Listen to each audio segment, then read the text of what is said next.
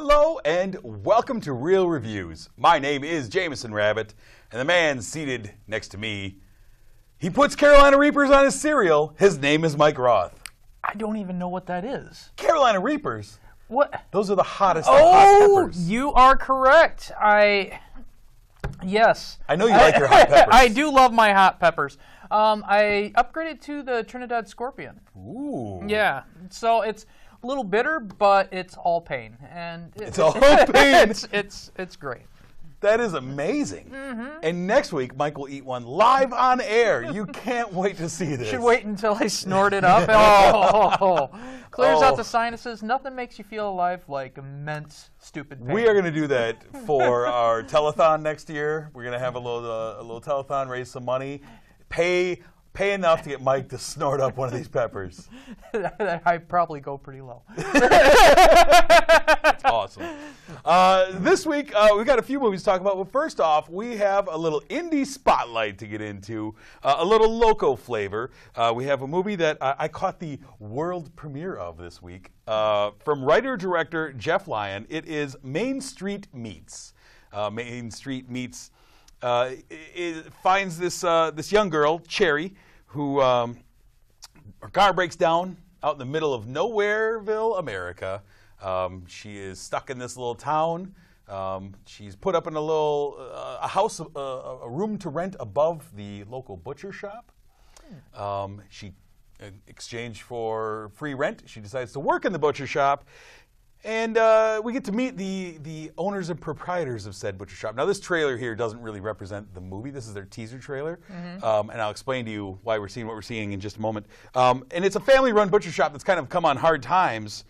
And they stumble onto a secret to success that the whole community loves. Meat pies? No, I'm kidding. Tell you in a minute. The secret is humans. No way. The meat is human.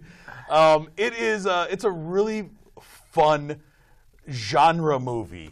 It really hits a lot of like the slasher genre in this, but it's not hokey. One of the things I love is you see this stock footage of meat throughout the years or whatever, and they integrate that into the movie really well. It kind of sets this whole atmosphere. Before the movie, they showed a bunch of trailers to a lot of like B movies, sci-fi, slasher, a lot of these, and you're like, oh, all right, yeah. It's kind of set this mood. You get into this, and I loved it.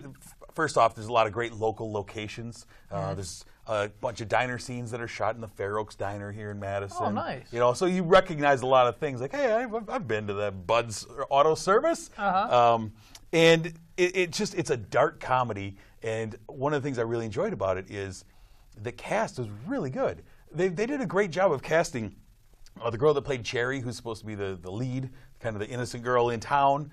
She was really good. And then there's the family that owns the butcher shop. You have Floyd, who's kind of the older brother who's in charge of it, and then his sis and their mute brother Ned. Ned's the one who does the killing. He's kind of the Norman Bates type. It's always the guy who can't talk. Sis is incredible. She was my favorite part of this movie. She's jealous. She's a little over the top. She's perfect. She's diabolical. She always has a grin on her face, despite the darkest of times. There's a great, quiet, long cut scene of her just hacking a body apart. And she's just cutting it apart and just pulling body parts out and like, oh, no big deal. It's horrifying. I love it. It didn't go for the Mystery Science Theater, look at us, laugh at us. Yeah. They played it kind of straight for that, and there's a great soundtrack with rockabilly music in there. I had a lot of fun with it. I was surprised by how much I really enjoyed this movie. And so Main Street Meets it's just coming out like in festivals and such. This was the premiere here in town at the Barrymore, but I would say look for it in festivals near you. I mean, wherever you may be. Look for Main Street Meets. It's well worth the time. There's some really smart camera work in this I really love. Some great dolly shots of bodies being moved around. I really enjoyed it. I think you would really enjoy it. I am looking forward to seeing this. When do you think? I don't know. Yeah, I don't know. You probably would have told us if I knew. I know that it's being shopped around to different film fests now. Okay. And so hopefully I mean, if I get more news, I will post it on our Facebook or in our Twitter, so people can keep track of it. And then you keep an eye, and eventually we'll both have. We'll put eyes on that thing. No doubt about it. So Main Street Meats, go check it out when it comes near you. What do you have on the marquee, sir? Well, keeping up with the theme, we're going to go to another horror movie, Annabelle the Creation. This is, of course, part of the Conjuring universe, the prequeling the Annabelle movie. This takes place in 1955. Sometime in the 40s. A doll maker, the person who made Annabelle, of course, with the name Annabelle Creation. This is the creation of Annabelle. Get it. Yeah, yep. exactly. Okay. Checks out. So he creates Annabelle, limited edition, small stock of dolls, all look like Annabelle. And his daughter, unfortunately, dies soon after he makes this doll. Well, him and his wife at the time, they couldn't part with their daughter.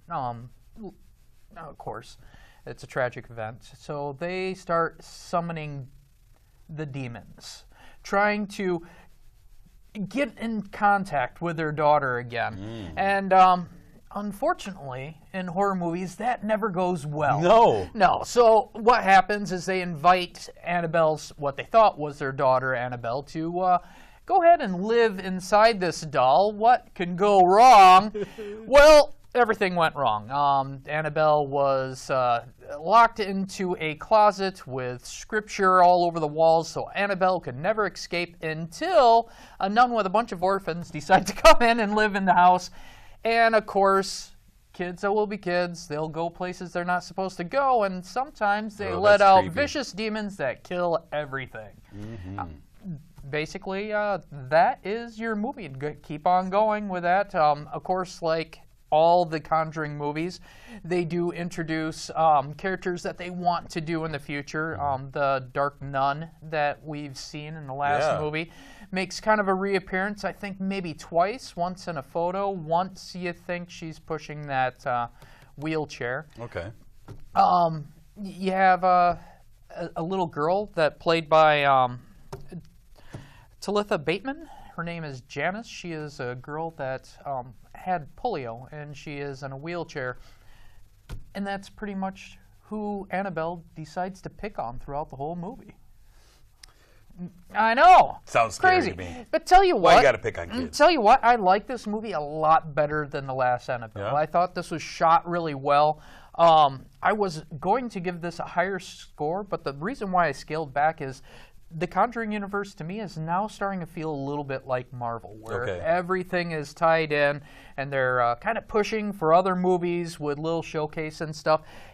And I find that exciting, but at the same time, I feel like I've seen it. I'm honest, this movie scared the bejeebus out of me.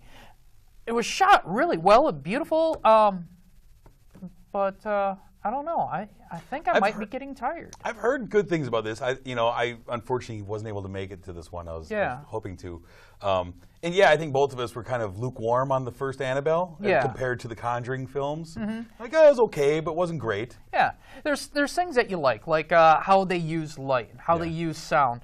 A lot of things are generally creepy, and they don't rely too much on just like banging something or shooting something in your face. A lot of the horror comes from the darkness and what you can barely see in the darkness.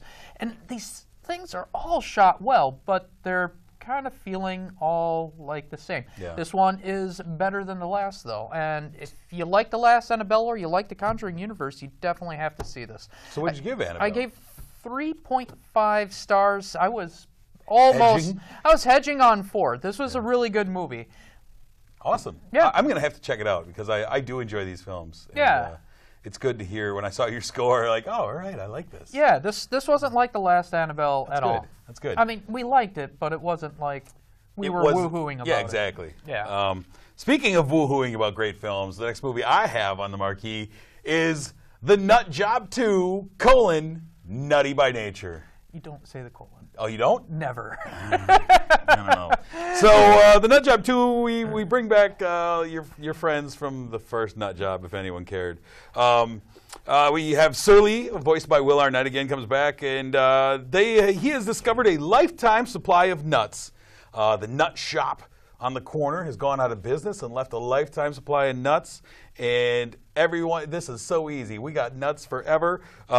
Andy, voiced by Katherine Heigl, is the squirrel who's saying, hey, you guys are going to forget how to be squirrels and store away nuts. This is too easy. And of course, then the nut shop explodes, and they are left out on the streets with no nuts. What do? The mayor, voiced by Bobby Moynihan, he's kind of a fat cat mustache twirler villain in this, who wants to build an amusement park on the only park because he's found a way to monetize everything in his city except for that stupid park. People just go there and play and have fun, and I make no money off of it. So we have to knock down the trees, put up an amusement park, and the animals don't like that. You see the little mouse there, the cute little mouse, voiced by Jackie Chan. He's a kung fu mouse with his kung fu friends. And then basically nothing else happens for the next hour of the movie. This movie is so tedious to sit through. So tedious. It looks like things are happening in this trailer. They don't. It's kind of nothing progresses. And what are you expecting off of this? But I mean, I brought my 11-year-old, and he even said, if I wasn't here with you, I would have walked out. He's like, this movie was terrible. That's a lot, because he's the target audience, not me. Well, this is so fresh after the last one. I mean... Oh, boy. Don't we all remember those halcyon days of the first Nut Job movie? Oh, they're still talking about that. I'm actually surprised this came out. What too. do you think people were thinking when they were like, it's been a while since we did Nut Job, and it was just kind of a mediocre movie, but how about we make a sequel? Because sequels are always good. I mean, for the most part, though, animated kids movies make money. Yeah. It's hard not to make money with these. Yeah. I think, though, that this one might break the mold and not make the money that they need. I mean, and it is... Well, that's because there's actually competition in the theaters right now. And there's competition in the market for the kids' movies. You have other animated films out right now that are all much better than this one. Yeah. And so this movie was just ultimately just forgettable to me. You can make Nut Job 3. I wouldn't remember the plot of Nut Job 2 next year. Just don't tell the Alvin and Chipmunks people, because I really don't want to have another one of those. Michael loves Alvin and the Chipmunks. And I feel really bad that I missed this movie. Unfortunately, I got the bad one this week. So I give the Nut Job 2, Nutty by Nature, 1 star. Was it soundtracked by Naughty by Nature? You'd think you'd have OPP in this? Yeah, no. No OPP at all. No hip-hop arrays, no nothing. No pulse on the modern generation. That's right. Moving on, what do you have for us? Glass Castle's the other big one on the marquee. It is a drama. We have Brie Larson. She plays Jeanette, and she's an adult now, and she's looking back at her childhood. She is involved with a new man, and she is wondering if she should introduce him to the parents. The trick is I think in a way she is kind of ashamed of her father. Oh, she's very ashamed of her father. Her father is a drunk. He is a brilliant man, but he cannot stop drinking long enough to hold down a job. So he takes the family from house to house, not normal houses, but houses that are vacant. Squatting. And they're squatting. Yeah. And pretty much they move when people find out that they're squatting on their land. She spends her whole life, her brother, her sister, pretty much in this abusive relationship. I like how the movie, though, portrays like the normalcy when you're in that kind of dysfunction. The kids pretty much don't realize that their life is dysfunctional until they're much older, and that's when they come down with a plan that they're going to save money, and one by one they all move out of the house. Most of this movie is just reflecting back to times where they were living together and the problems her dad was having. And when she talks about her parents with other people, she always tells kind of a fib. Her mother is an artist, and a good artist, but she doesn't really sell pieces. And her father, even though he is brilliant, and he could probably think of a billion things to invent, his motivation is really behind because he's addicted to alcohol. Well, and I mean, the glass castle in the title is he constantly dreams of, we're going to build this castle, all in glass, it's going to be amazing. He's drawing up plans, and it's kind of his way to bond and try and almost buy time with his kids. Like, look, he's always promising hope. and just around the corner, things are going to turn around, and we're going to build this castle. It's going to be amazing. I'm not a total screw up. Just give it time. Things are going to happen, and the kids, when they're young, believe that, right? Yeah. Because Dad can do anything. And I think Dad believed it too. I think he's a loving father who has an illness. Yeah. You know, the alcohol overwhelms him, and you see moments in there where he knows he's screwing up. He's a very unconventional guy. Yeah, and he is a real brilliant guy. He's just very kind of self-absorbed, caused from the disease. Yeah. And it's unfortunate. There's some scenes that were supposed to be jovial, like there's a point where they were talking about having a real home, and he decides to run his car through a rancher's barbed wire fence so they could live underneath the stars for the night, which, you know, most people think, oh, that's jovial. And of course, me, sitting in my seat, I'm thinking, that poor rancher. He's going to lose all his cows. But, so tell me, what do you think about it? I mean, it was really interesting to me. I mean, this movie is based on the hit memoir written by Jeanette Walls. So the actual lady that Brie Larson plays. I liked, you had 3 different people playing Jeanette at different periods. You have a very young, you had like a teenage, you know, 10-year-old one, and then the Brie Larson version of Jeanette. I actually really liked the middle one played by Ella Anderson. Same here. She had a lot of great interactions with Woody Harrelson. I thought Woody was amazing as Rex, the dad. And I thought they had a lot of there was a couple of really heartbreaking scenes where she really confronts him, like, your drinking is killing our family. It's tearing our family apart. We haven't eaten in 4 days. Yeah. And you see how their relationship kind of flip-flops. She becomes the caretaker to him for a while. And that happens in a lot of these kind of situations. And I was really impressed by Ella Anderson. I enjoyed quite a bit of this. I thought that, you know, it really showed how her relationship with her father was a relationship kind of based on betrayals, broken promises, broken trusts. But through it all, I mean, at the end, I mean, I think that the big focus was that all families have scars. Families still love each other. Yeah. You have scars, and you hurt each other. And you know, her dealing with the abuse, as you say, of a child, and how that affects her as an adult, and how she can't have a normal relationship as an adult. Yeah. You know, I thought it was really interesting, and I thought that Woody in particular was pretty great. Naomi Watts was good as Rosemary the wife. Yeah. Brie Larson was good, but I think Woody was kind of the real force in this movie. There was only one time in the movie where I felt like he was acting. There was a brief scene where he was trying to recover from alcoholism, and I just didn't quite buy that. I thought a little over the top. A little over the top and not believable. It looked like someone who was acting, but that was like one little case. It was just a hiccup from great acting, and that's the reason why I didn't really like that particular scene. Yeah, I like this. I felt like there were 3-dimensional characters in this movie. It felt like I understood these characters and what motivated most of them. Rosemary, I had an issue. Rosemary, I was having trouble really getting my hands around because she felt kind of more 2-dimensional than anyone else to me. But I really liked it. I thought it was a really honest portrait of her dad. When I saw it, they also had about a half-hour interview with Jeanette Walls afterwards. Oh, nice. Where she talked about this. And some of the things she said was that she absolutely loves this movie, and she completely supports it and thinks it's completely faithful to her book. She was on set for the majority of the making of the movie. Excellent. So anytime they took creative license, they'd ask her, and she'd go, no, that's exactly. She said Woody nailed her dad down so perfectly that there was one moment where she just broke down in tears on set watching him. He came over and was hugging her and talking to her, and she was like, I got one more moment with my dad. It was my dad on set.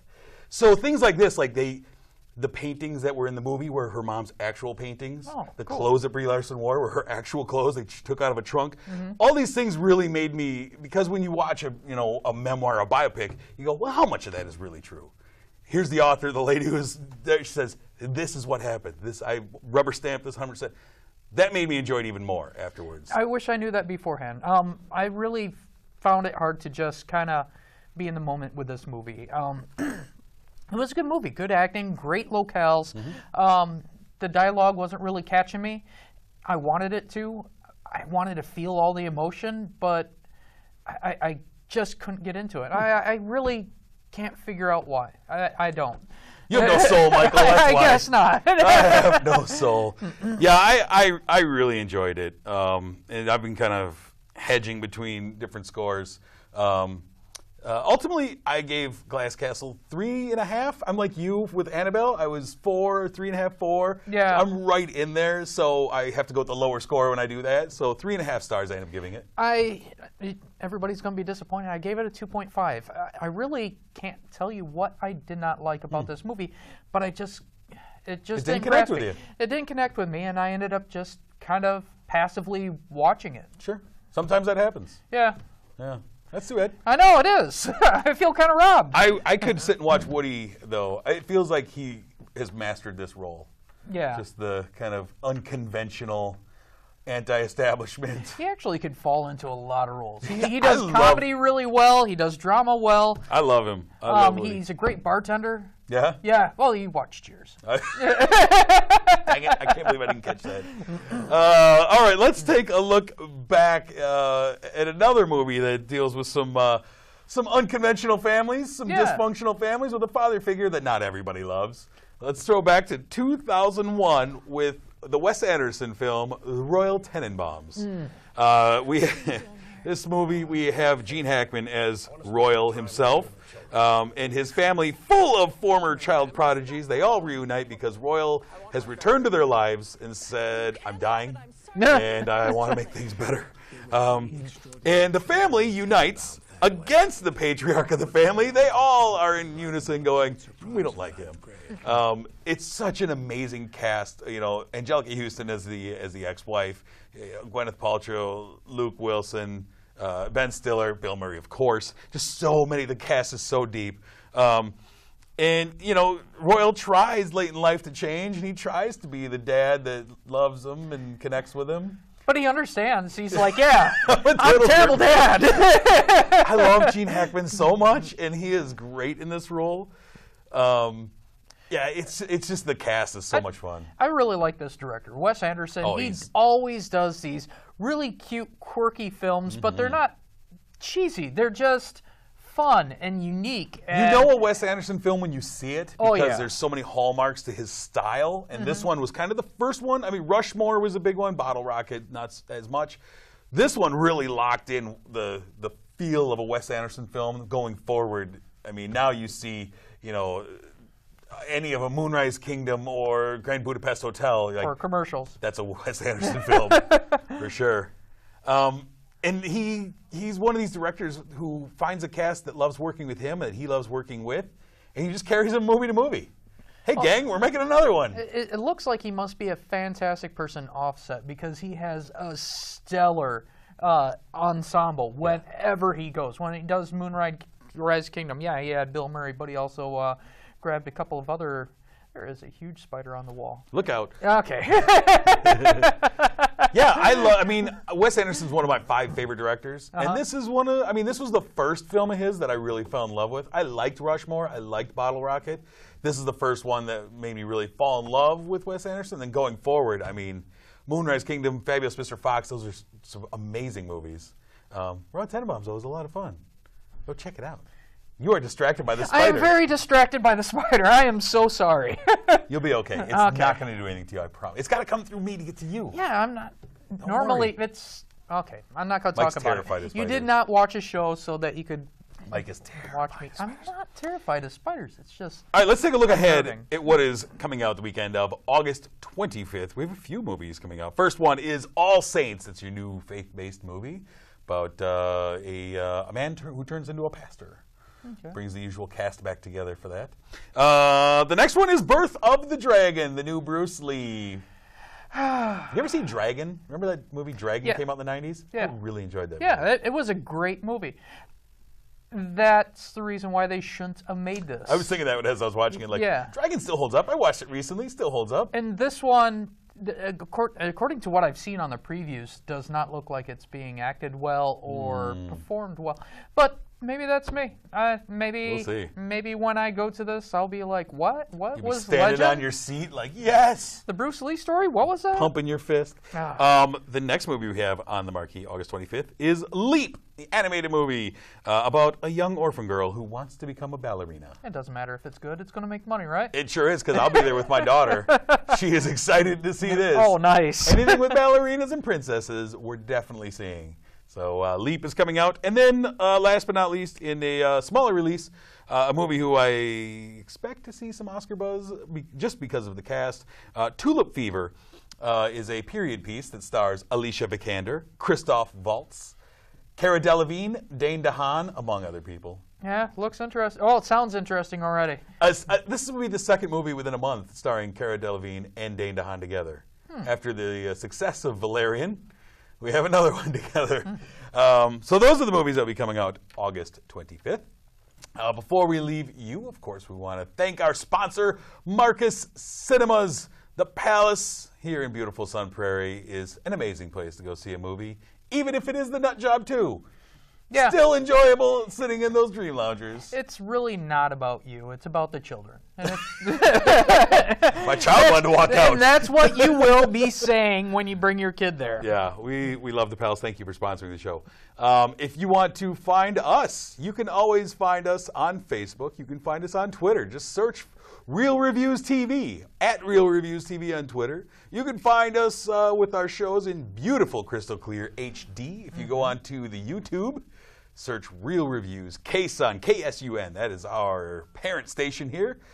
You can also find a bunch of episodes. I lost track of how many. And you could actually find us when you're traveling, too. We are syndicated. Here's the thing.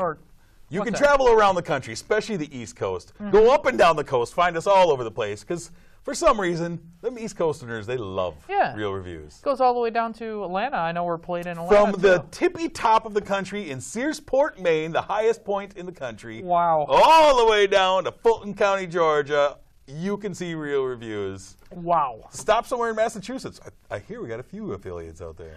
That is awesome. Yeah, why not? I'm going to take the tour pretty soon. I think we take it on the road. We do the affiliate tour. That's our retirement tour. Not retirement from this. This is never going to end. We'll never leave.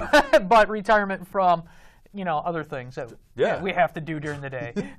Things to keep roofs over our heads. Absolutely. So you can always find us out and about, wandering around. You can also go to sunprairiemediacenter.com to find us. We're also on the radio, so you can listen to us, watch us if you don't like looking at these faces. But why would you? I grow this out for you. By the way, you're wearing a bow tie. Underneath this is a bow tie.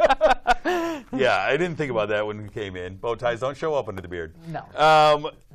Next week, we are going to be talking about a few films, a couple of action flicks. We've got Logan Lucky. That's the one that stars Daniel Craig and Channing Tatum and Adam Driver. It looks interesting. It looks pretty exciting. It does. We also have Hitman's Bodyguard with Ryan Reynolds and Samuel L. Jackson. And if you go to Marcus Theaters and you get a Fat Tire or a couple of their signature drinks, you can get a pint glass that says Hitman on it. Get out! For free. I like Fat Tire. After you pay for it. They don't sponsor us, so. No, but if you would like to. Pay up if you want to talk about Fat Tire. But that sounds excellent. Yeah. We also have a couple other movies that are going to be in theaters. First one is Wind River.